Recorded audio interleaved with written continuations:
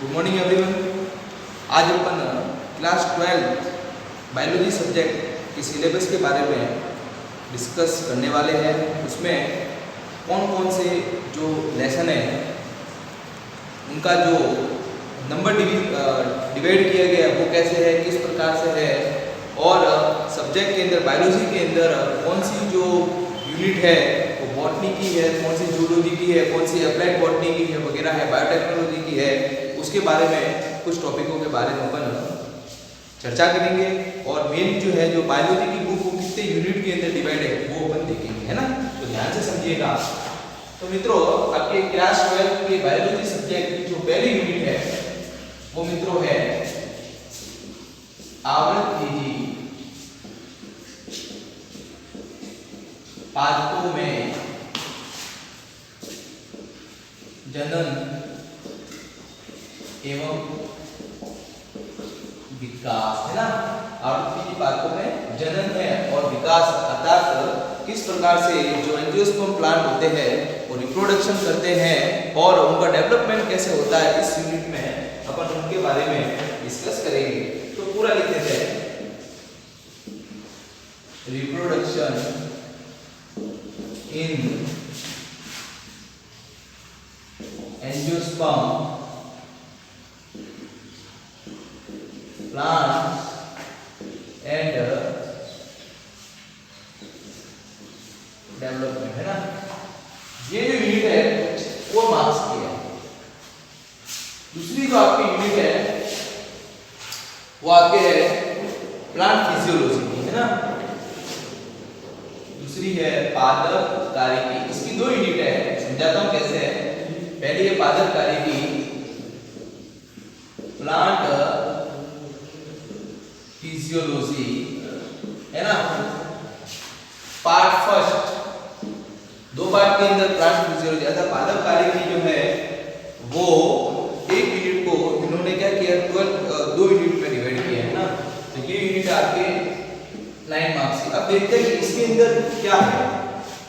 पादप कार्यकी फिजियोलॉजी के अंदर ऐसा है कि इस यूनिट के अंदर अपन पढ़ेंगे कि जो प्लांट्स के न्यूट्रिएंट्स कौन कौन से होते हैं, न्यूट्रिएंट्स फिर आगे जाकर किस जो प्रिंसिपल्स है उनके बेस पे उनके अंदर रसारोहण की क्रिया होती है, अर्थात जल एवं खनिज लवण जो होते हैं वो पादप के वायवीय भागों में अर्थात ऊपर वाले भागों में पहुंचते हैं, यानी कि रूट सिस्टम से शूट सिस्टम में पहुंचते हैं। ये यूनिट अपन इसके अंदर ये सारी चर्चा करेंगे।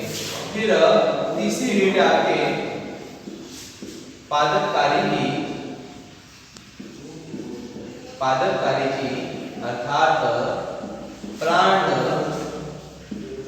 Physiology second. ये आपकी यूनिट है 6 मार्क्स की यूनिट है ना।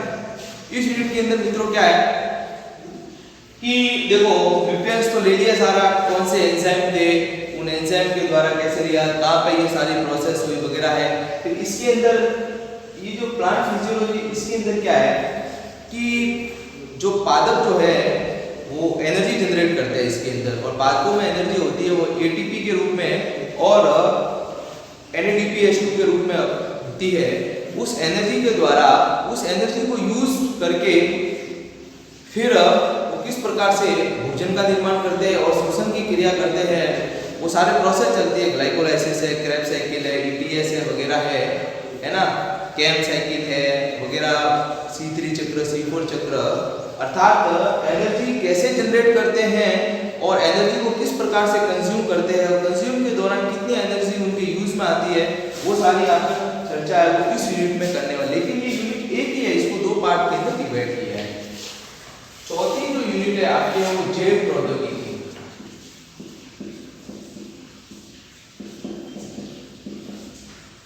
जैव प्रौद्योगिकी, है ना। ये है आपके बायोटेक्नोलॉजी, है ना। बायोटेक्नोलॉजी और कुछ पार्ट जो है इसके अंदर जेनेटिक इंजीनियरिंग का भी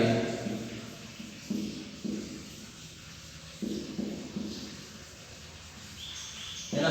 मित्रों, ये जो यूनिट है वो आपके है 5 मार्क्स की। इस यूनिट के अंदर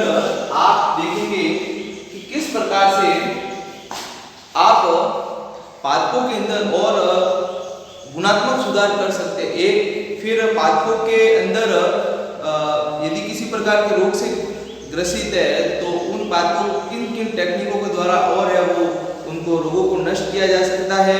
फिर पादपों की किस्में कैसे सुधारी जा सकती हैं, फिर जीन क्या होती है, प्लाज्मिड क्या होते हैं, कोस्मिड क्या होते हैं, एचजीपी क्या होता है ना, डीएनए फिंगरप्रिंटिंग वगैरह, अर्थात जैविक प्रौद्योगिकी के अंदर आपके आनुवंशिक पदार्थ से संबंधित किस प्रकार से अपन हेर फेर करके नया डीएनए का निर्माण करते हैं, वो सारी जो है वो अपन इस यूनिट के अंदर चर्चा करेंगे। फिर पांचवी जो यूनिट है वो आपके है आर्थिक वनस्पति विज्ञान एवं मानव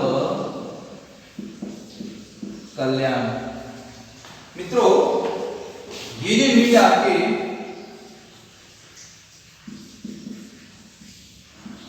economic botany and human welfare.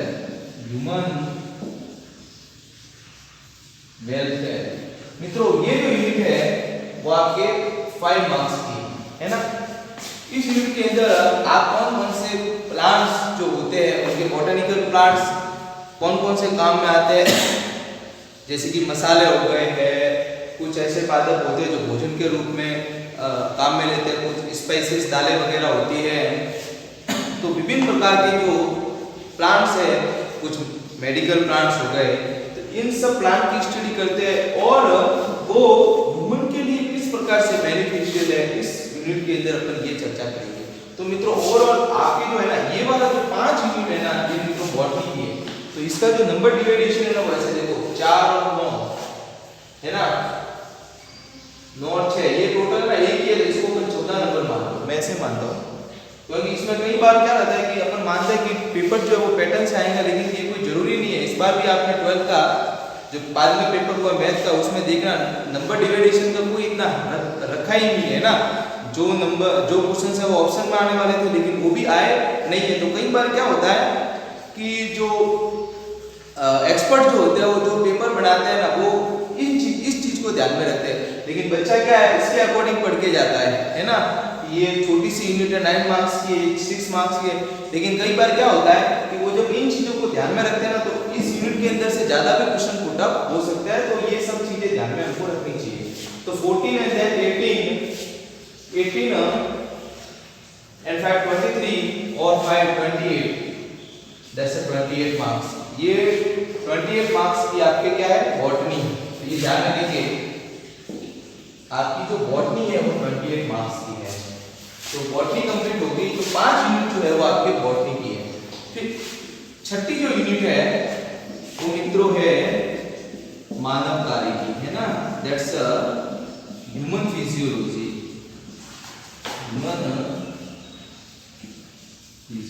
है ना मित्रों, ये जो यूनिट है वो आपके 7 मार्क्स की है। इस यूनिट के अंदर क्या है, ह्यूमन फिजियोलॉजी के अंदर मित्रों आप सबको पता है कि अपने बॉडी के अंदर बहुत सारे सिस्टम काम करते हैं है ना, जैसे कि डाइजेस्टिव सिस्टम हो गया, सर्कुलेटरी सिस्टम हो गया, नर्वस सिस्टम हो गया। तो ये सारे सिस्टम और भी अपने बहुत सारे सिस्टम है। तो इन सिस्टमों को 2 पार्ट में बांटा है, जिसमें से कुछ लेसन्स जो है वो ह्यूमन फिजियोलॉजी फर्स्ट के अंदर है, कुछ जो है वो 7th यूनिट के अंदर है। तो ये है मानव कार्यकी सेकंड, ये फर्स्ट थी है ना, दैट्स ये भी ह्यूमन फिजियोलॉजी की है, फिजियोलॉजी की है, ये भी मित्रों 7 मार्क्स की है। फिर 8th जो यूनिट है वो आपके हैं ब्रोनिकी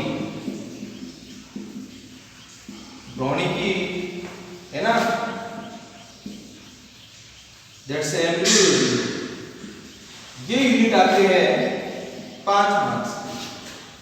तो मित्रों मैंने बताया कि कुछ जो लेसन है अपने बॉडी के अंदर सिस्टम चलते हैं वो है ह्यूमन फिजियोलॉजी फर्स्ट के अंदर और कुछ है सेकंड के अंदर।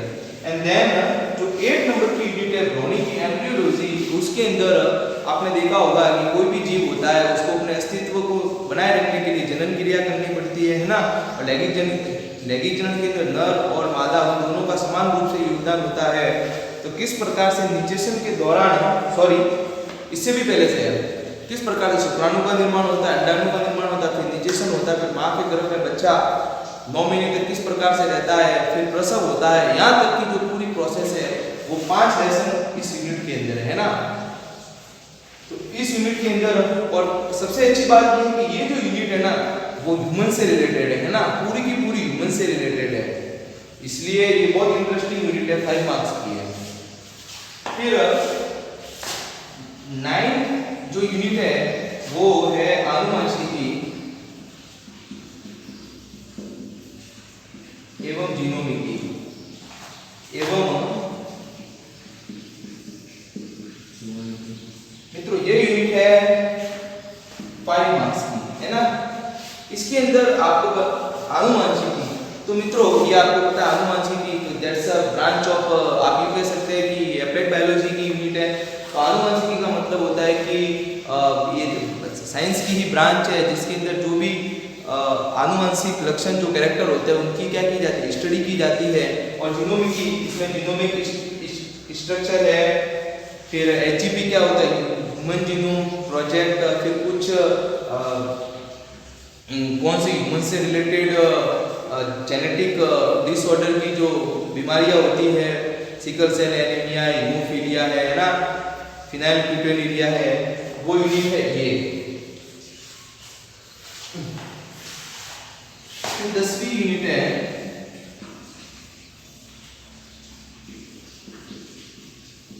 मानव कल्याण एवं रोग है ना, human welfare and disease, human welfare and disease. ये मित्रों जो यूनिट है वो है 4 मार्क्स की है ना। तो इस प्रकार से ये जो होता है 14, 19, 24 और 4 28, ये 20 मार्क्स 28 मार्क्स हो गई, ये आपके होगी, ये आपके जूलॉजी का पोर्शन हो गया। तो देखेंगे ध्यान से कि 28 मार्क्स बॉटनी के, 28 मार्क्स जूलॉजी के हो गए है ना। फिर तो आपके जो मेन पेपर होता है वो कितना होता है 56 मार्क्स। फिर इस यूनिट के अंदर बताना भूल गया था मैं आपको कि मानव कल्याण के अंदर आप पढ़ेंगे कि किस प्रकार से आज मानव यदि किसी प्रकार का रोग होता है तो किन किन विधियों के द्वारा टेस्टिंग होती है कि कौन सा रोग है। जैसे कि मैं आपको एग्जांपल के रूप में सीटी स्कैन हो गया, एमआरआई हो गया, फिर आपके ये हीमेटोलॉजी हो गया है ना, अर्थात सारी जो ऊतकों की स्टडी की जाती है वो हीमेटोलॉजी के अंदर होती है। फिर आपकी ब्लड टेस्टिंग होगी, अर्थात जो 12th के बाद में बीएमएलटी का कोर्स होता है, बायोलॉजिकल मेडिकल लैब टेस्टिंग, उससे रिलेटेड कुछ टॉपिक है, एमआरआई सीटी स्कैन, बहुत अच्छी यूनिट है ये भी वो। फिर रोग के अंदर आपको पता है कि कुछ रोग अपने जीवों को होता है, जीवाणु जनित, फिर वायरस जनित होते हैं, फिर प्रोटोजोआ जनित होते हैं, फिर हेलमेन जनित रोग होते हैं। तो इन रोगों में से भी 2 मार्क्स का क्वेश्चन पूछा जाता है। तो इस प्रकार से ये जो यूनिट है वो आपके 10 यूनिट है। फिर आपके 56 नंबर की ये जो बुक हो गई, 56 के बाद में 56 प्लस आपके 14 मार्क्स जो होते हैं वो सेशनल होते हैं, अर्थात पूरे साल जो आपकी अटेंडेंस होती है, फिर टेस्ट होता है, हाफ का एग्जाम होता है, 14 मार्क्स ये इंक्लूड होते हैं, प्लस आपके 30 मार्क्स का क्या होता है, प्रैक्टिकल होता है। आपको बहुत अच्छी बात बताना चाहूँगा कि आपके 30 मार्क्स का प्रैक्टिकल है ना, वो सब क्या सोचते हैं कि प्रैक्टिकल अलग से होता है, लेकिन ऐसा नहीं है। आप प्रैक्टिकल से संबंधित जितनी भी बुक है, आइदर फिजिक्स हो, चाहे केमिस्ट्री हो, चाहे बायोलॉजी, इसको मैंने बहुत करीब से ऑब्जर्व किया है। लोग क्या करते हैं, प्रैक्टिकल को उतारने में रहते हैं, लेकिन ये उनको ध्यान में नहीं होता कि काफ़ी जो टॉपिक होते हैं प्रैक्टिकल से संबंधित होते हैं, वो प्रैक्टिकल थ्योरी से ही होते हैं, है ना। लेकिन हम पढ़ते नहीं है, क्योंकि प्रैक्टिकल में भी हमको उतना ही ध्यान रखना चाहिए जितने थ्योरी में रहते हैं। क्यों कि मित्रों ऐसा है कि वो टॉपिक है वो थ्योरी में कहीं ना कहीं लिंक करता है, आइदर फिजिक्स क्यों ना हो, फिजिक्स है ना, केमिस्ट्री में भी क्यों ना हो, तो सारे टॉपिक है वो प्रैक्टिकल और आइदर थ्योरी के सारे एक दूसरे से लिंक है, रिलेटेड है। इसलिए हम जितना थ्योरी में ध्यान देते हैं उतना ही ध्यान हमको प्रैक्टिकल में भी देना चाहिए, है ना। इस बात को ध्यान में रखना चाहिए। तो इस प्रकार से ये टोटल जो है 100 मार्क्स होते हैं। फिर तो मित्रों ये सब था। आगे अपन स्टडी करेंगे यूनिट के बारे में, नेक्स्ट वीडियो के अंदर अपन पढ़ेंगे। आपको किसी भी